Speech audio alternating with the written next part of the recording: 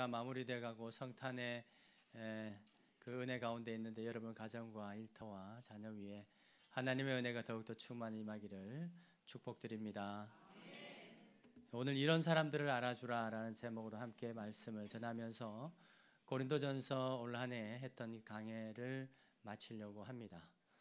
바울 서신들을 이렇게 보면 특징들이 있는데요. 그 특징 중에 하나는 그 편지를 마무리할 때는 항상 여러 사람들을 이름을 일일이 거론하면서 그 사람에게 인사하고 문안하고 그 사람의 노고와 그 수고와 함께 동력했던 것들을 이렇게 기록하는 것을 보게 됩니다.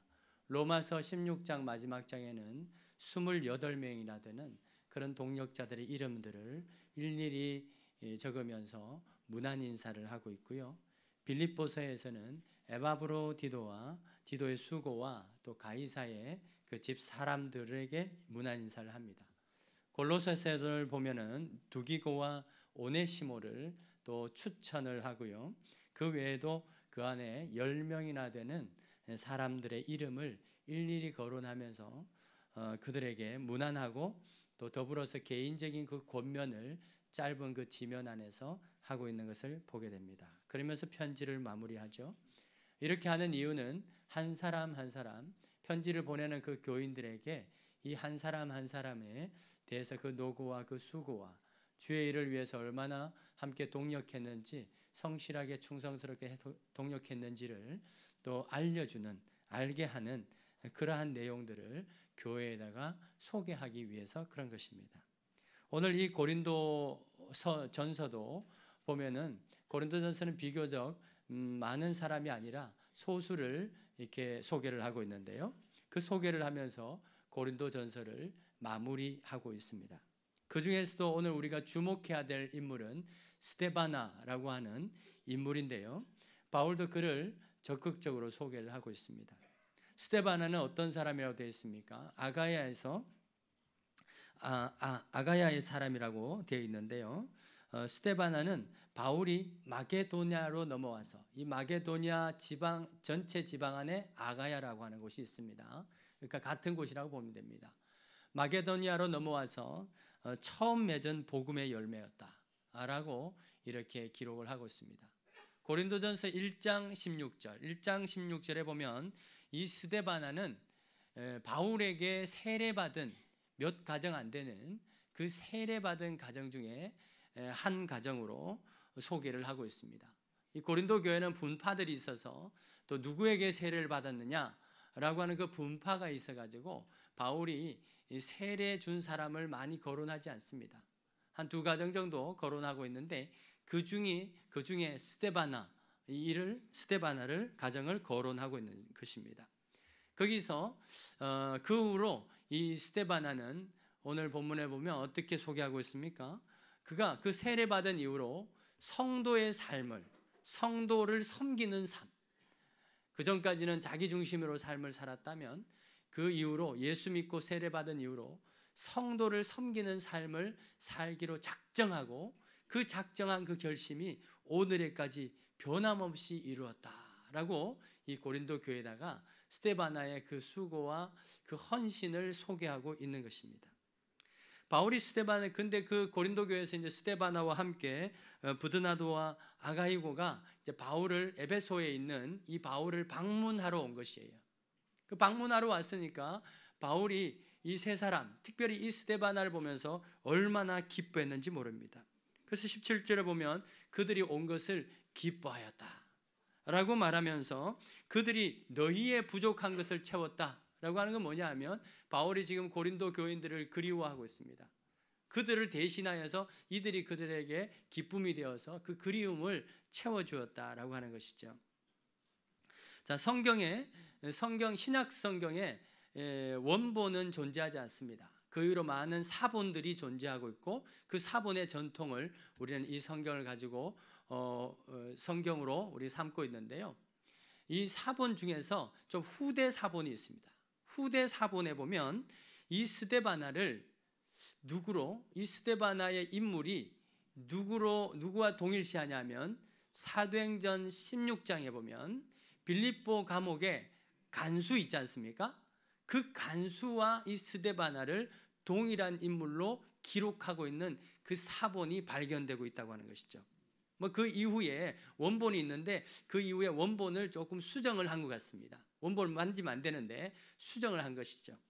자, 그런데 그가 이 간수, 빌립보 감옥의 그 간수와 이 스데바나가 동일한 인물이다라고 하는 것은 굉장히 개연성이 있습니다.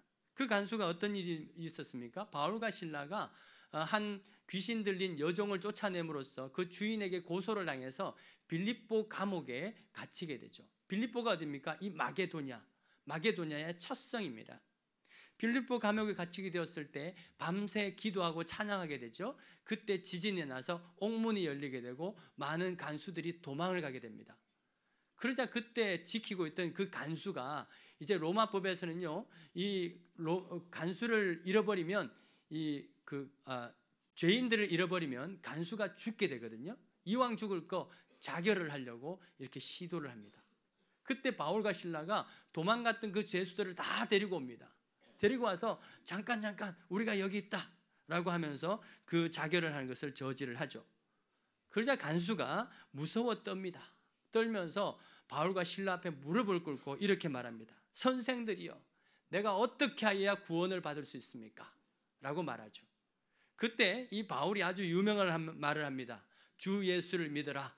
우리 한번 해봅시다. 시작. 주 예수를 믿어라. 그리하면 너와 내 집이 구원을 받으리라 라고 하는 말을 하죠. 그래서 그날 밤에 이제 이 바울과 실라를 간수가 그 바울과 실라를 집으로 초대를 합니다. 그래서 그 가정에 세례를 다 주죠. 세례를 다 줍니다.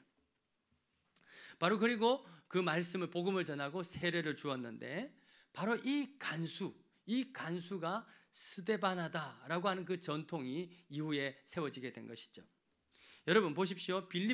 이 빌립보의 감옥 아닙니까? 빌립보가 마게도냐의 첫 성인 것과 이 스데바나가 바울이 맺은 첫 열매, 또 그의 집에 세례를 주었다라고 하는 그 동일한 기록이 고린도 전서 1장과 사도행전 16장에 동일하게 적혀 있는 것을 본다면 이것은 굉장히 개연성 있는 그러한 추측이라고 볼 수 있는 것입니다.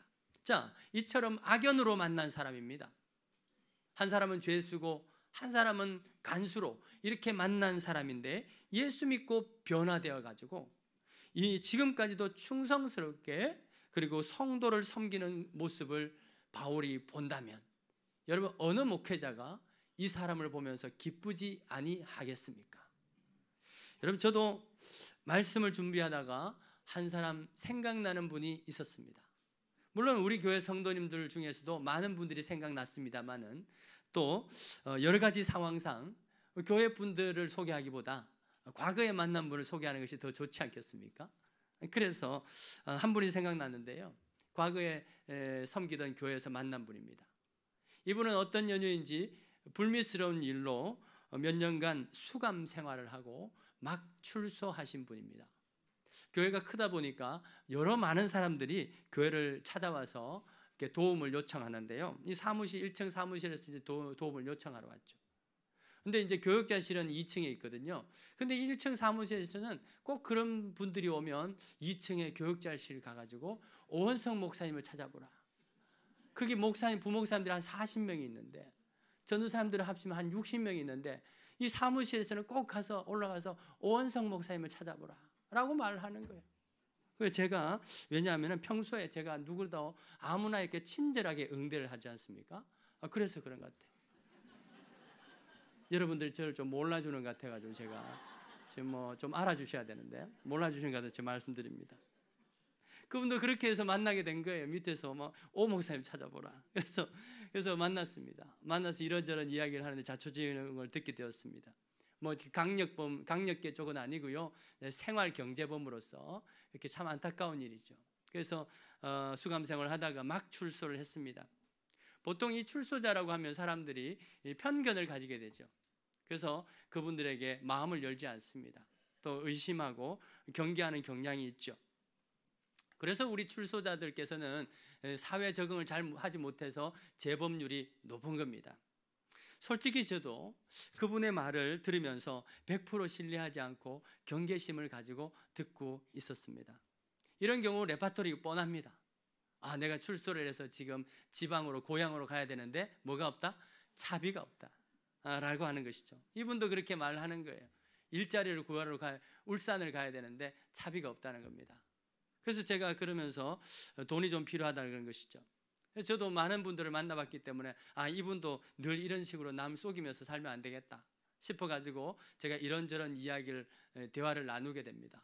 나누고 나서 또 어떻게 합니까? 여비를 드려서 이렇게 보내드렸습니다. 며칠 후에 이분이 또 찾아왔습니다.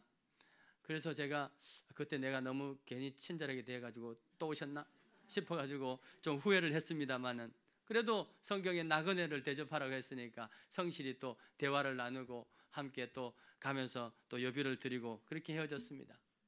이후에도 계속 저를 찾아오는 겁니다. 그래서 그때 성령께서는 이런 마음을 주셨습니다. 지금 이분에게 필요한 것은 금과 은이 아니요 예수 그리스도의 복음이다, 말씀이다. 이분도 수감 생활을 하면서 교회는 다니셨던 것 같아요. 기본적인 어떤 교회는 잘 알아요. 그래서 이분에게 진짜 복음을 나눠주겠다 해서 그분을 만날 이왕 이렇게 만나는 거, 이분을 복음을 나눠주자 해서 신앙 이야기를 나눠주고 기도해주고 또 그냥 안 가니까 돈을 줘서 이렇게 보냈습니다. 그런 식으로 만남을 한 7, 8회 이상 한 것 같습니다. 정확한 기억이 안 나는데 아무튼 많이 했어요. 근데 그분이 마지막 날 드디어 이렇게 말하는 겁니다. 제가 울산에 자리를 잡았습니다. 자리를 잡았대요. 그래서 오늘은 마지막으로 목사님 앞에 인사드리러 왔다는 것입니다. 저는 마음이 어땠을까요? 기뻤습니다. 무엇보다도 이제 돈 안 나가도 되겠구나. 그래서 여비를 좋은 이야기를 하고 여비를 드려서 또 헤어졌습니다. 솔직히 뭐 울산을 간다고 하지만 또 알아볼 수도 없고 저는 뭐 제 할 도리를 다 했다 생각을 하고 기쁜 마음, 홀가분 마음이 들었습니다. 그런데 한 6개월 후에 교회 이분이 다시 찾아왔습니다. 오원성 목사님 찾는답니다. 그래서 찾아왔습니다. 그런데 보니까 아주 말끔한 모습으로 찾아온 거예요. 그래 하시는 말씀이 목사님 도움으로 울산에 가서 잘 정착해가지고 일도 잘 하고 있다는 것입니다. 그래서 오늘은 제가 목사님 식사 대접하겠습니다 그러는 거죠. 그래서 저는 이렇게 말했습니다. 형제님, 제가 그때 형님이라고, 형님 괜찮습니다. 교역자는 교회에서 쿠폰이 나옵니다. 식권 나오니까 우리 형님 것만 사서 드세요. 그날은 안 사주는 게 좋겠더라고요. 그래서 형님 것만 사서 드세요. 그래서 같이 식사를 하고 좋은 담소를 나누고 그날은 여비를 드리지 않고 기쁨으로 헤어졌습니다. 이후로도 이분은 가끔 카톡으로 저에게 안부 인사를 나누어 줍니다. 목사님 덕분에 울산에서 잘 정착해서 일 잘하고 또 가까운 교회에 잘 출석하고 있다고 합니다. 너무 정착을 잘해서 그런지 가끔은 정부 비판하는 글도 올려줍니다. 여러분, 이 상황이 오늘 이 스데바나의 상황과 일치하진 않지만 감옥이라고 하는 그런 공통점이 있어서 함께 나눠봅니다. 목회자에게 가장 기쁜 일은 바로 이런 것입니다. 예수 믿고 말씀 듣고 변화되는 것, 그것 때문에 기쁜 것이죠. 다른 것이 아닙니다.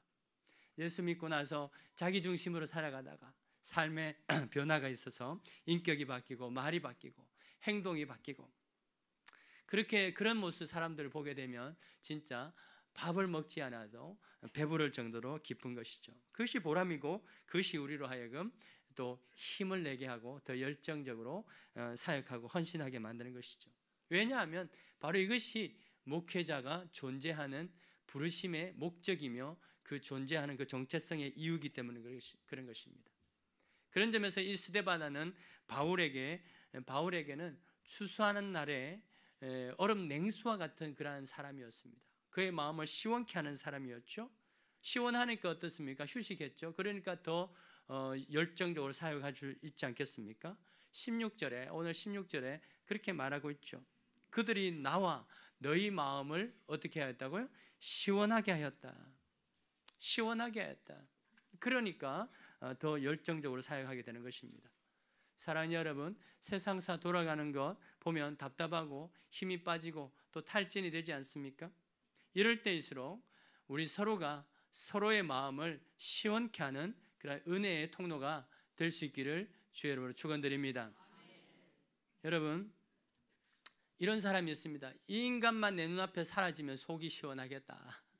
그런 대상이 되지 마시고 보면 볼수록 마음이 시원해지는 우리 대상, 우리 저와 여러분들 될 수 있기를 축복합니다. 이 시간에 우리가 이 타이밍에서 인사 한번 안 할 수가 없죠. 옆에 분 보면서 이렇게 인사하십시다. 당신 보니까 마음이 시원해집니다. 당신 때문에 마음이 시원해집니다. 예. 아이고, 안 보니까 속이 후련하다가 아니라 정말 보니까 속이 시원합니다. 이번 주일 수요일이었던 것 같아요. 수요일 같은데 수요 예배 설교하시는 우리 목사님이 이제 요즘 우리가 요한계시록을 하고 있으니까 아무래도 이렇게 인사를 하랍니다. 천국에서 다시 만납시다 라고 인사를 하래요. 여러분, 천국에서 다시 만납시다. 우리 한 번 더 인사하십시다. 천국에서 다시 만납시다. 예, 인사를 하는 겁니다. 그랬더니 우리 지금처럼 우리 성도님들이 정말 손잡으면서 서로 기쁜 마음으로 천국에서 다시 만납시다 참 인사를 하는 거죠. 이건 뭡니까? 보면서 서로 관계가 속이 시원한 관계라는 거예요. 근데 제 옆에도 한 분이 앉아 있었는데 제가 천국에서 다시 만납시다 라고 인사를 하려고 보니까 도저히 그 말을 못 하겠는 거예요. 미안해가지고 양심상 못 하겠어요. 천국에 가서도 나와 함께 만나게 되면 이분이 얼마나 괴로울까 하는 마음이 드는 거예요. 차마 말을 못하고 눈치를 보고 있었습니다. 내 옆에 누가 앉아있을까요? 제 아내가 앉아있었다는 것이죠. 천국에 가면 영원히 만나야 되잖아. 천국에 가서 나를 만나면 얼마나 괴로울까 하는 마음에 제가 차마 천국에서 다시 만납시다 이런 말을 못했어요. 여러분, 배우자의 마음을 시원케 하는 아내와 남편 되기를 축복합니다. 이게 중요한 것입니다. 제가 볼 때는 아마도 천국에 유대인들은요 주로 천국에 가면 집화별로 만날 것 같은데 우리 일반 기독교인들은 아마 교회별로 만나지 않겠나 싶은데, 여러분, 결국 천국 가서 영원히 만나야 되는데 마음 보면서 답답한 사람 있으면 되겠습니까? 천국 가서도 영원히 우리 서로서로의 만남이 시원케 해주는 그런 만남 되시기를 축복합니다. 그런 교회가 좋은 교회인 것입니다. 그렇게 되려면 어떻게 하면 좋을까요? 첫 번째로 순종하는 것입니다. 서로 피차에 복종 순종하는 거예요. 그런 사람 때문에 시원해지는 것입니다. 16절 보십시오. 바울은 고린도 교인들에게 스데바나와 같은 사람과 또 그와 함께 일하면서 수고하는 모든 사람들에게 뭘 하라고요? 순종하라고 당부합니다. 순종하라고 당부하는 거예요. 요즘 우리 사회는 이 순종의 가치, 따라합시다. 순종의 가치. 이 순종의 가치가 점점 실종되어 가고 있는 것 같습니다. 순종의 가치가 자꾸 평가절하가 되고 있는 것 같아요. 학교나 사회나 직장에서나 가정에서나 심지어 교회에서도 모든 분야에서도 순종하지 않습니다. 순종의 가치, 순종하면 내가 뭐가 낮은 사람이 되는 것 같아요. 요즘 그래서요 학교에서도요 선생님들이 담임을 안 한다 그래요. 담임을. 왜? 학생들한테 무시당하니까. 순종 안 하는 거예요. 자기 권리를 강화하는 데 더 집중되어 있습니다. 교회대 여회관 있죠. 물론 여러분 자기 권리가 충분히 보장되어야 되죠. 그렇게 하지만 그것 때문에 정말 이 순종의 가치를 훼손시켜 가면서 그렇게 하는 것은 옳지 않습니다. 왜? 순종의 가치가 훼손되고요 자기 권리만 주장하게 되면요 그런 가정, 교회, 학교, 사회는 끊임없이 분쟁, 갈등, 싸움, 내 잘났다, 내가 맞다, 네가 맞다. 고린도 교회 보십시오. 순종하지 않았어요. 순종하지 않았습니다. 그래서 자기 권리만 주장하고 자기 생각만 주장하고 그래서 파가 나눠지고 은사가 많았는데 자기 것이 최고라고 하고 그러니까 하나 되지 않았던 거예요. 사랑이 없었던 것입니다. 기독교는요 순종의 가치를 매우 높이 삽니다. 하나님은 우리에게 뭘 주셨습니까? 자유의지를 주셨어요. 자유의지를 주시는 이유는 뭐냐면 그 의지를 가지고 로봇이 아니라 우리 자유의지를 가지고 자발적으로 하나님께 순종하고 하나님께 찬하고 예배하는 그 자원하는 그러한 의지를 보면서 하나님 기뻐하기를 원하셨어요. 그런데 인간은 불순종함으로써 죄를 범하게 된 것이죠. 그래서 하나님은 더더욱 죄를 범한 인간들에게 더더욱 순종을 강조하셨습니다. 그리고 순종하는 자에게는 복을 주시겠다 말씀하셨죠. 그래서 성경에는요 많은 인물들이 나오는데 그 인물들의 그 기본적인 어떤 주제가 뭐냐면 순종하는 사람이에요. 순종의 모범을 보인 사람들을 계속해서 등장시키고 있는데요. 아브라함이 대표적인 사람이죠. 아브라함 갈 바를 알지 못했지만 하나님 말씀 듣고 그냥 본토 아비 집을 떠나는 거예요. 말씀에 순종하고 떠나는 것입니다. 그의 아들 이삭 어떻습니까? 이삭 아버지가 가자니까 묻지도 않고 그냥 따라옵니다. 그래서 제단 위에 올려줄 때 지기까지도 꼼짝도 하지 않습니다. 100세 넘은 아버지 저리 가세요 하면 그만이죠. 이 청년이 그럼에도 불구하고 꼼짝도 하지 않고 죽을 지경에 이르러도 가만히 있습니다. 바로 이삭의 어떤 순종을 보게 된 것이, 이것이 바로 믿음의 조상의 계보인 것이에요. 그 이삭이 나중에 뭡니까? 예수 그리스도 십자가 앞에 말없이 묶여서 끌려가는 그 예수 그리스도를 연상시키는 자가 바로 이삭이지 않습니까? 그래서 여호와 하나님은 이삭에게 축복하면서 이렇게 말하고 있습니다. 창세기 26장 4절에 이렇게 많은 축복을 할 텐데 왜 이런 축복을 하느냐? 5절 다 같이 읽어보십시다. 시작. 이는 아브라함이 내 말을 순종하고 내 명령과 내 계명과 내 율례와 내 법도를 지켰기 때문이다. 그래서 복을 받는다는 거예요. 이 순종의 계보가 이렇게 이어가는 거예요. 결국 뭡니까? 이 순종하는 것이 하나님의 말씀에 순종하고 하나님이 말씀하시는 그것에 순종하는 거. 뭐야? 부모를 공경하라. 이삭이 부모를 공경하고, 그죠? 아버지 아브라함을 공경함으로써 그 공경하는 것이 말로만 하는 것이 아니라 행위로 나타나는 것이 뭐예요? 순종이라는 거예요. 여러분, 그래서 하나님은 언제나 순종하는 사람을 부르십니다. 그리고 그를 복 주시고 하나님의 일꾼으로 삼으시죠. 그런데요, 그렇게 불렀다가도요, 또 불순종하게 되면 하나님은 그를 외면하고 떠나버리십니다. 대표적인 인물이 누굽니까? 사울왕이에요. 사울왕. 그는 원래 순종의 사람이었어요. 그의 아버지 기스가 있죠. 기스가 어떻게 하다 보니까 암나귀, 그 소중한 그 암나귀 들 한 마리도 안 해요. 들을 잃어버린 거예요. 그래서 아들아 이봐라, 내 암나귀를 잃어버렸다, 좀 찾아와. 그랬더니요, 에브라임 산지와 베냐민 산지를, 이 사람이 원래 베냐민 지파 사람이거든요. 베냐민 땅은 조그만해요. 근데 베냐민 땅을 경계를 딱 넘어서면 이제 에브라임 산지가 있거든요. 에브라임 산지 굉장히 넓단 말이에요. 그걸 다 다니면서 뭐 한다고? 아버지가 잃어버린 암나귀 찾는다고, 아버지의 말씀에 순종한다고 그렇게 찾고 다니는 거예요. 그 중심이 하나님 좋아가지고 그를 초대 왕으로 세우셨죠. 그래서 하나님께서 그에게 영을, 하나님 여호와의 영을 부어주시고 많은 전쟁에서 승리하는 그런 복을 얻게 하셨어요. 그런데 나중에 교만해졌어요. 교만해져서 하나님을 만홀히 여기고 하나님께서 세우신 그 질서를 따르지 않는 거예요. 그래서 하나님은 사무엘을 통해서 뭐라고 말하죠? 순종이 뭐보다 낫고 제사보다 낫고 듣는 것이 순양의 기름보다 낫다 라고 이런 말씀을 하시면서 그를 떠나버립니다. 하나님의 영을 그를 떠나버렸어요. 하나님의 영이 떠나니까 그 속에 뭐가 들어와요? 악령이 들어오게. 악령이. 하나님의 영이 떠나는 것이죠. 이 진공관과 같아가지고요, 여러분, 뭐가 빠지면 그 빠지는 그대로 있는 것이 아니라 다른 것이 채워져요. 우리 마음 가운데 하나님의 영이 떠나면 그 안에 뭐가 들어옵니까? 악령이 들어온다. 악령이. 그래서 하나님 떠나버린. 그래서 하나님은 그를 대신해서 누구요? 순종의 사람 누구요? 다윗을 왕으로 세우시죠. 그래서 다윗은 끊임없이 순종한 사람이에요. 그래서 모든 왕들의 모범 사례가 되어가게 됩니다. 다윗을 따랐다. 다윗의 기준을 해서 다윗처럼 되지 않은 사람은 징계하고 그렇지 않은 사람은 계속 축복하고 했던 것을 보게 됩니다. 이 외에도 순종의 사람은 계속 등장하죠. 하지만요, 구약에 등장하는 다윗도요 100% 순종 아니에요. 불순종했죠. 그러나 회개하라고 했을 때 또 순종했기 때문에 하나님께서 세워주신 거예요. 100% 온전하지 않습니다. 그렇다면 성경의 인물 중에, 성경에 등장하는 분들 중에서 여러분 순종의 가장 완벽한 본을 보이신 분은 누굽니까? 누구세요? 예수 그리스도. 예수 그리스도. 그런 하나님의 본체시에요. 근본 하나님의 본체십니다. 그렇기 때문에 무한한 권세와 무한한 권리를 가지신 분이 바로 예수 그리스도시에요.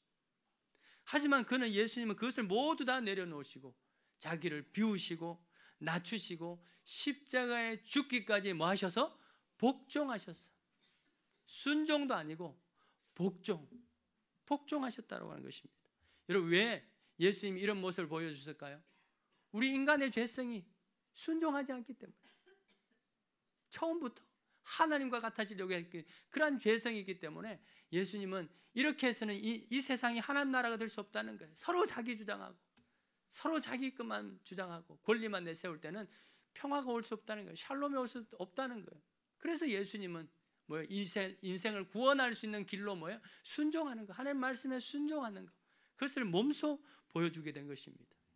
에베소서 5장 21절에 그리스도를 경외함으로 피차 복종하라. 따라합시다. 그리스도를 경외함으로 피차 복종하라 라고 말씀하셨는데요, 이 말은 무슨 말이냐면, 교회가, 또 저와 여러분들이 그리스도를 경외하는 것이 뭐냐 라고 하는 것을 구체적으로 말해주는 거예요. 여러분, 그리스도를 경외하는 것, 주님이 나의 구주십니다, 말로 고백하는 것 필요합니다. 근데 그것이 다가 아니라는 거예요. 그것은요, 주여 주여 하는 자, 주여 주여 하는 자가 천국에 들어가는 것이 아니라 주의 뜻대로, 아버지의 뜻대로 뭐 하는 자? 행하는 자. 행하는 게 뭐예요? 순종하는 거죠. 주여 주여 우리 말을 할 수 있습니다. 그런데 그 말의 진정성은 뭘로 보여준다? 순종을 통해서 보여준다는 것이에요. 그러니까 피차 복종하고 순종하는 것, 그것이 여호와를 경외하는 거예요. 그리스도를 경외하는 거랍니다. 왜? 그리스도가 그렇게 하라고 말씀하셨으니까. 부모를 공경하는 게 뭐예요? 부모님 말씀에 뭐 하는 겁니까? 순종하는 거죠. 그걸 통해서 얘가 나를 공경하는구나 라고 할 수 있는 것이죠. 말 플러스 행동. 말은 고백이고 행동은 뭐예요? 순종하는 것입니다. 여러분, 왜 또한 우리가 서로 순종해야 됩니까? 저와 여러분들이 그리스도의 몸 지체이기 때문에 그래요. 그렇기 때문에 서로에게 순종하는 것이 뭐예요? 그리스도를 경외하는 것이다 라고 하는 것이죠. 지금 우리 사회를 보면 속이 답답하죠. 학교에서 아이들이 선생님께 순종합니까? 안 해요. 그래서 선생님들이 담임 하기 싫대요. 담임 제일 하기 싫대요. 애들한테 무시당하고, 또 부모님들은 더 와서 더 무시하고. 여러분, 그러지 마십시오. 직장에서도 상사의 말에 순종하지 않습니다. 자기 권리, 자기 주장만 더 내세우는 것을 보게 됩니다. 교회도 마찬가지죠. 잘 순종하지 않아요. 교회를 위해서 일하며 순종하는, 수고하는 모든 사람들에게 오늘 말씀처럼 순종했으면 좋겠는데, 그렇지 않고 자기 권리, 자기 주장, 자기 입장만 내세우고요, 사사건건 물고 늘어지고, 그런 사람들 보면 일을 하고 싶을까요? 아니면 답답할까요? 힘이 안 나요. 그것 때문에 탈진하는 거죠. 여러분, 피차의 순종함으로 서로의 마음을 시원케 하는 그런 가정과 교회가 되기를 축원드립니다. 예수께서 몸소 보여주신 이 순종의 가치, 주님이 보여주시잖아요. 그 순종의 가치를 그리스도의 몸인 이 교회가 스스로 실추시킨다? 그것은 어폐가 있는 거예요. 이것은 모순인 것입니다. 특별히요, 한 부서에서 공동체 리더로, 셀 리더로 세워져서 그리스도와 함께 수고하는 모든 사람들에게 순종하시기 바랍니다. 순종하시기 바라요. 순종하세요. 당회 장로님들에게 순종하세요. 여러분, 그래야 그분들이 더 신명나게 일할 수 있죠. 월급을 받습니까? 뭘 받습니까? 얼마나 힘든지 몰라요. 그래야 신명나게 섬길 수 있는 것입니다. 그렇지 않으면요, 탈진이 오는 거예요. 내가 뭐 하려고 이러나? 탈진이 오는 것입니다. 힘이 빠지는 것입니다. 자, 두 번째로 서로의 그 수고를 알아주는 교회가 되라라고 바울은 권면합니다. 18절 보십시다. 18절. 그들이 나와 너희 마음을 시원케 하였으니 그러므로 너희는 이런 사람들을 어떻게 해요? 알아주라. 따라합시다. 알아주라. 알아주라. 여러분, 순종하는 것이 알아주는 거예요. 열심히 수고했습니다. 말하는 거 그렇게 알아줬으면 그 말에 순종해 주는 것, 기본적으로 순종하려고 하는 그 태도를 가지는 것, 그것이 알아주는 것이죠. 고린도 교회 사람들 알아주는 것, 칭찬하는 것, 격려하는 것에 굉장히 인색했어요.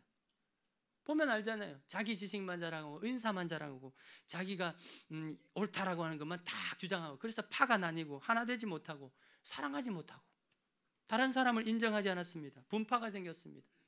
하다못해 누구요? 바울도. 바울의 수고도 알아주지 못했어요. 그래서 게바파, 아볼라파, 그리스토파 이렇게 생긴 거예요. 그래서 지금 바울이 이런 말을 하고 있는 거예요. 알아주라, 좀 알아주라. 그래서 나중에요, 고린도 전서에서는 살짝 이렇게 다른 사람 스데바나를 빗대어서 말하고 있는데요, 나중에 고린도 후서에 가면요 완전 노골적으로 자기 좀 알아달라고 말합니다. 초반부터 말해요. 고린도서 1장 8절에 내가 얼마나 고생했는지 너희가 뭐 하기를 모르기를 원하지 아니한다. 좀 알아달라 라고 하면서요, 고린도후서 저 뒤편에 가보면요, 이 통독하신 분들은 이번 주에 읽었을 텐데 보면요, 자기 자랑하고 있었잖아요. 그러면서도 내가 이렇게 자랑하면 안 되는데 부득불 자랑한다 그러면서 막 자랑을 해요. 왜 그럴까요? 안 알아주고. 고린도 교회가 도통 안 알아주는 거예요. 여러분, 서로 알아주는 교회가 좋은 교회입니다. 이름도 없이 빛도 없이 오른손 일을 하는 건 왼손이 모르게 해야 되죠. 그런데 주님은 아시지요. 주님은 누구를 통해서 아십니까? 그리스도의 몸 아닙니까? 우리가 서로 알아야죠. 아멘. 우리 서로 알아주고, 안 알아주니까 자꾸만 알려달라고 이렇게 또 말하지. 그거 얼마나 궁색합니까? 말하기 전에 알아주는 거예요. 심리학이에요. 양동이 이론이라고 해서 양동이 이론. 사람들 마음속에 거대한 양동이들이 다 있어요. 그죠? 다 있습니다. 여기에 깨끗한 물이 탁, 더러운 물 말고 좋은 물, 신선한 물이 탁 차 있으면 마음이 행복한 거예요. 여러분, 그렇죠? 행복한 겁니다. 그런데 이것이 비어가면 이제 갈증이 생기는 거예요. 불행한 거예요. 그런데 이 물이 무슨 물이냐? 4가지 정도 물이 있대요. 첫 번째 물은 뭐냐면 인지의 물. 알아주는 것. 누가 나를 알아주는 물. 알아줄 때 마음이 행복하다는 거예요. 두 번째는 뭐냐면 관심의 물. 결국 같은 말이죠. 세 번째는 긍정의 물. 같은 말이죠. 네 번째는 뭐예요? 칭찬의 물. 이것이 내 마음속에 탁 차 있을 때 내가 행복해진다는 거예요. 동의가 되십니까? 동의되죠. 이런 말만 이렇게 해주면 나는 행복할 것 같아. 그렇게 알아주고요, 인정해주고요, 또 긍정적으로 말해주고요, 칭찬해주면 막 하고 싶은 마음, 섬기고 싶은 마음이 막 생길 것 같아. 여러분, 밥 사준다고 생기고 싶은 마음 생길까요? 밥 사주고 뒤에서 딴 말 하면 하나도 안 기뻐요. 그런데 그것보다 알아주는 것, 서로 알아주는 것, 아이고 수고하십니다. 관심을 가져주는 것, 그것이요, 그럴 때 우리가 더 힘이 생기게 되는 것이죠. 일본계 미국인 학자 중에서요, 유명한 프랜시스 후쿠야마라고 있어요. 후쿠야마. 그의 책 중에서요, 역사의 종말이라고 하는 책이 있는데요, 그 사람은 자유민주주의 시장경제를 굉장히 옹호하고 찬양하는 사람이에요. 그 비교적으로 뭐냐면 공산주의에 대해서 이렇게 비판하고 있는데요, 공산주의가 그 책에 보면, 그 책의 서문에 보면 공산주의가 왜 섰다가 100년 만에 그 문을 닫았느냐, 실패할 수밖에 없었느냐, 그것에 대해서 이야기하고 있는데요, 그 책에서도 보면 이런 말을 하고 있습니다. 인류가 길고 긴 역사 속에서 문명을 지금까지 이루어왔는데 이것을 이루게 된 근본적인 2가지 원동력이 뭐냐는 것이죠. 그것은 첫째로 뭐냐면 경제적으로 내가 더 잘 먹고 잘 사는 것을 위한 그러한 욕구. 여러분, 그런 욕구가 있어요, 없어요? 다 있죠. 여러분 잘 사시기 바랍니다. 부자 되세요. 되기 싫으세요? 옆에 분 인사하십시다. 부자 되세요. 부자 되세요. 거룩한 부자, 깨끗한 부자 되십시오. 여러분, 이런 마음이 있어야 열심히 할 거 아닙니까? 원동력. 두 번째 원동력은 뭐냐면 인정받는 욕구. 그렇게 했을 때, 누군가 나를 인정해 줄 때, 내가 아이들이 그렇잖아요. 막 쌓아놓고 엄마 봐주세요 이거잖아요. 이거 인정해 줄 때, 그때 이게 뭐야 그러면 다음부터 안 해요. 우와 그러면요, 다음에 또 다른 거 오는 거예요. 그러면서 창의적인 아이들이 되는 거예요. 인간이라면 누구나 인정받고 욕구가 있어요. 아이들이 어릴 때부터 옹알이를 하죠. 아빠. 그럴 때요, 뭐죠? 엄마가 그 옹알이를 잘 받아줘요. 그랬어. 별일 안 줘. 아이고, 똥을 싸도, 우와, 똥 쌌네. 그러면 배변 활동도 잘 되고 똥도 시원하게 싸죠. 여러분, 그렇게 하면서 뭐예요?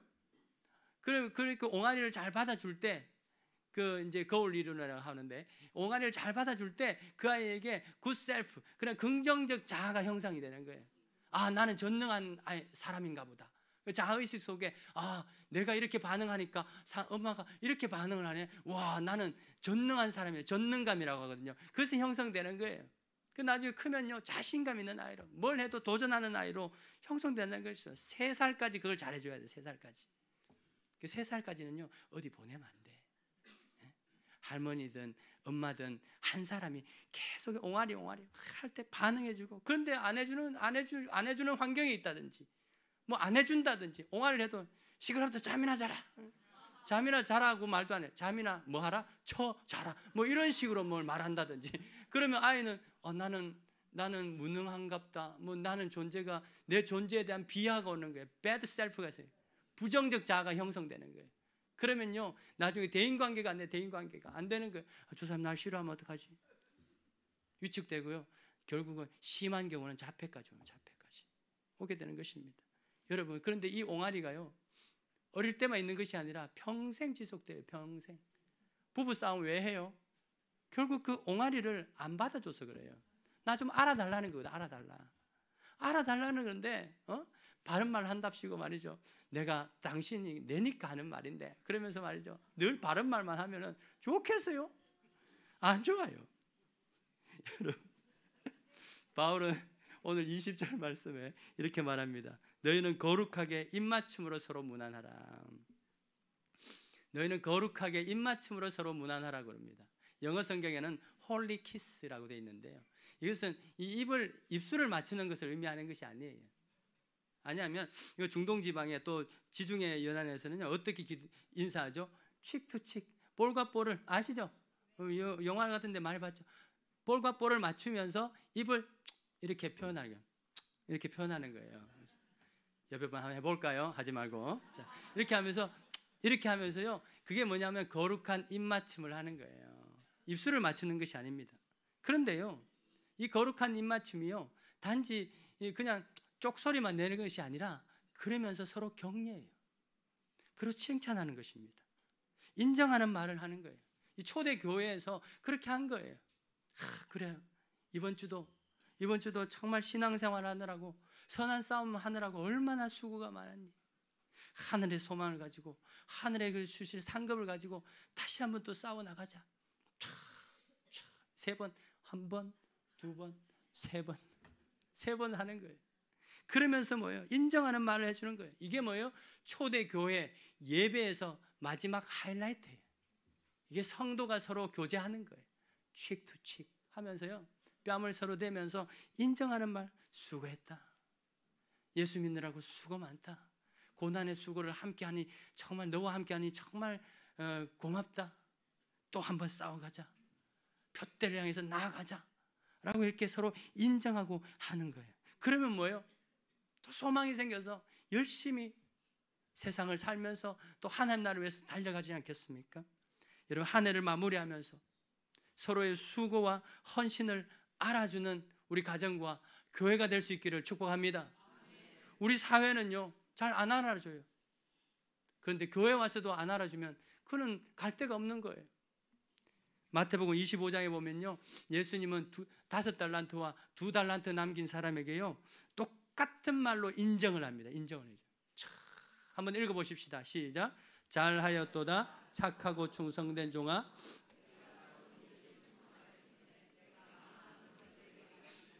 내 주인의 즐거움에 참여할지어다. 요거는 5달란트인데요 2달란트 사람에게도 똑같이 해서 똑같이. 제가 어제 헬라어 원어를 찾아보니까요 토시 하나 안 틀리고 똑같이 말씀하셨어요. 예수님께서도 아마 아주 신경 써가지고 똑같이 하신 것 같아요. 저는 교회는요 서로 경쟁하면서 깎아내리는 것이 아니에요. 누가 1등이다 2등이다 그런 상급, 하나님의 상급은 그것이 없어요. 각자의 직분에 맞는 자기 부름의 상은 부름의 상 1등 2등 3이 아니라 부름의 상을 받는 거예요. 서로 알아주고 인정하는 것이 교회가 되어야 되는 것입니다. 그분의 진심을 알아주고 그 수고와 그 헌신을 알아주기 바라요. 수고를 알아주는 방법이 뭐예요? 순종하는 거죠. 말로 인정하고 순종하는 그 행동으로 알아주고 주면 되는 것입니다. 정신의학자 에릭 번 박사는요 이렇게 말합니다. 당신의 마음의 양동이에 물을 채우기 원한다면 먼저 뭐요? 내 마음의 양동이에 물을 채우기 원한다면 먼저 누구예요? 상대방의 마음의 양동이에 물을 채워라. 그러면 그 물이 흘러서 나에게도 채워질 것이다. 다른 사람이 나를 알아주기 전에 내가 먼저 다른 사람을 인정하고 알아주면 그 사람이 또한 나를 알아주게 될 것이다 라고 하는 것이죠. 이것은 뭐예요? 누가복음 6장 31절에 마태복음도 있습니다만 남에게 대접받고자 하는 대로 너희도 남을 먼저 대접하라 라고 하는 주님의 말씀과 일치하죠. 세상에 있는 많은 리더십, 심리학, 지식 뭐라 그래도요, 그 모든 근본 원리는 어디에서 나와요? 성경에서 나와요. 성경에서. 왜? 성경 말씀이 모든 지식의 근본이기 때문에. 모든 지식이요 성경으로부터 발전된 거예요. 그래서 조금 더 보충한 것뿐이죠. 근본은 성경에 있단 말이에요. 그래서요 이번 성탄절에는요 온 교회가 함께 실천할 사항이 있어요. 그건 뭐냐면 온 교인들이 서로를 알아주고 감사에 표현할 수 있는 성탄 카드를 좀 썼으면 좋겠어요. 요즘 SNS로 이렇게 문자로 많이 하죠. 그건 알아서 하시고 또 이모티콘으로 막 웃음하고 막 이렇게 와 이런 거 하고 하는데 그건 알아서 하시고, 그런데요 원래는요 친필로 카드에 좀 써가지고 서로 나누어주면 좋겠습니다. 왜? 오늘 21절 보세요. 21절. 나 바울은 뭘로? 친필로 너희에게 문안한다 그랬잖아요. 친필로 너희에게 문안한다. 고린도후서 3장 2절에도 보면요 바울이 말하죠. 너희는 우리의 편지다 라고 말하고 있어요. 여기서 친필로 한다는 것은 뭐냐면 바울이요 원래 이 고린도전서 다 자기 친필로 한 게 아니에요. 옆에 디모데와 같은 사람이 이제 말을 하면 대피를 합니다. 대피를. 근데 마지막 지금 21절부터는요 마지막 부분에는요 자기가 친필로 썼다 이 말이에요 지금. 그러면서 전체 다가 내 글이다 라고 하는 것을 확인하는 것이죠.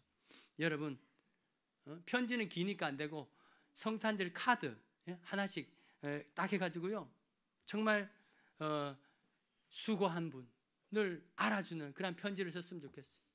봉투 안에 절대 돈은 넣지 마시고 아름다운 편지를 써주시면 좋겠어요. 원래요 여러분들 성탄절은요 그렇게 보내는 것이 맞아요. 오늘 은퇴하시는 분들을 위해서도요 편지를 한번 써주시고요. 그렇게 하실랍니까? 아무도 순종 안 하잖아. 아무도 순종 안 할 줄 알고 제가 카드를 샀습니다. 어제 사가지고 나가시는 길에 카드 있으니까 여러분들 한 2개씩 한 2개까지 많지 않아요. 일부 때 많이 가져가셔가지고 많지 않으니까 2개, 3개 정도 정말 이 사람에게는 내가 한번 쓰겠다, 카드를 쓰겠다 하는 분들을 꼭 가져가시기 바랍니다. 그런데요 대상은 딱 정해놓을게요. 뭐 거래처 이런 분들 말고요 우리 교회 안에 있는 사람, 할렐루야, 교회 안에 있는 사람에게 친필로. 여러분 이런 성탄절 문화가요 교회가 지켜주지 않으면 자꾸 없어져요. 이 카드 자꾸 없어져요. 어제도요 우리 교육자들이 가서 그 기독교 서점에 가서 찾는데요 없는 거 안 쓰니 수요가 없으니까 그런 거예요. 교회가 이걸 자꾸 사용해야 돼요. 트리도요 별거 아닌 것 같아도 이걸 자꾸 해야 돼요. 그럼 자꾸 없어져요. 캐롤송 없어졌잖아요, 그죠? 길거리 캐롤송 없어졌어요. 여러분 이번 성탄절은요 꼭 친필로 여러분들이 카드를 써가지고 이번 25일까지 성탄절까지 해서 다음 주일 또 주중에 해가지고요 서로 이렇게 사랑의 편지를 나눠주는 이 뜻깊은 은혜가 있는, 서로 알아주고 서로 순종하는 그런 아름다운 교회의 모습 또 가정의 모습 될 수 있기를 축복합니다. 우리 함께 찬양하십시다. 이 찬양은 나중에 하고요 함께 기도하십시다.